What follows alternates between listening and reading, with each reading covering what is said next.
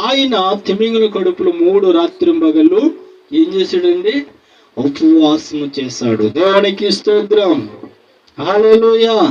ఆ ఉపవాస ప్రార్థన ఫలితముగా ఏం జరిగిందంటే ప్రియులరా, ఆ నినేవే పట్టణంలో ఉన్నటువంటి 120,000 మంది కంటే కుడి ఎడములు ఎరగినటువంటి జనులు, దేవునికి ప్రియులరా దుష్టులైనటువంటి జనులు, నాశనం పొందినటువంటి జనులు, వారందరూ తమ చెడు నడతను మానుకునేటట్లుగా, ఇదిగో వారు మరలా దేవుని వైపు తిరిగినట్లుగా, మరి దేవుని యొక్క గొప్ప మరి ప్రియులరా అరుణోదర్శనం పొందుకున్నట్లుగా, వారు దేవునికి మేలు అనుభవించినట్లుగా ఆ ఉపవాసము ఇదిగో యోనా యొక్క జీవితంలో గొప్ప మార్పుని తీసుకుని వచ్చింది. దేవునికి స్తోత్రం.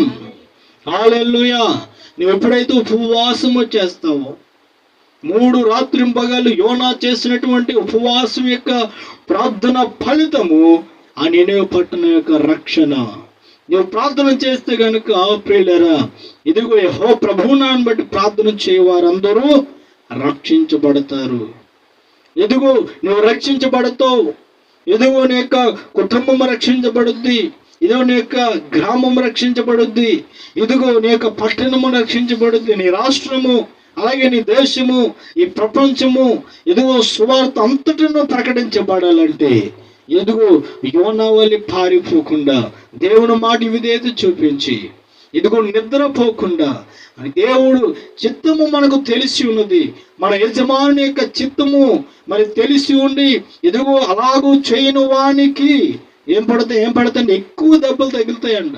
యోనా కేవలము ప్రియులరా చాపు కడుపులోనికి వెళ్ళి ఉన్నాడు. దేవునికి స్తోత్రం. కనుక దేవుని చేతులు మనం పడకుండా ప్రియుల, దేవుడు నీకు ఇచ్చినటువంటి గొప్ప భారము నువ్వు రక్షించబడిపోతే సరిపోదు.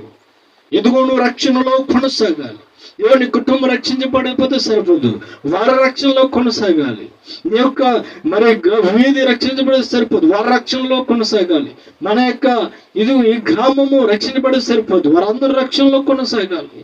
దేవుని యొక్క ప్రియుల రాకడ పర్యంతరము నీ ఉపవాస ప్రార్థనలు ఎన్నటికీ నాపు చేయకూడదు. దేవునికి స్తోత్రం. అందరి కొరకు ప్రార్థన చేయాలి.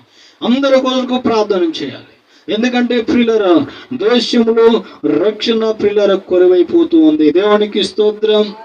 యోనా యొక్క ప్రార్థన ప్రియులరా ఆ నినేవే పట్టణంలో ఉన్న వారందరికీ రక్షణకరంగా మార్చబడినట్లుగా మనం చూస్తూ ఉన్నాము. దేవునికి స్తోత్రం.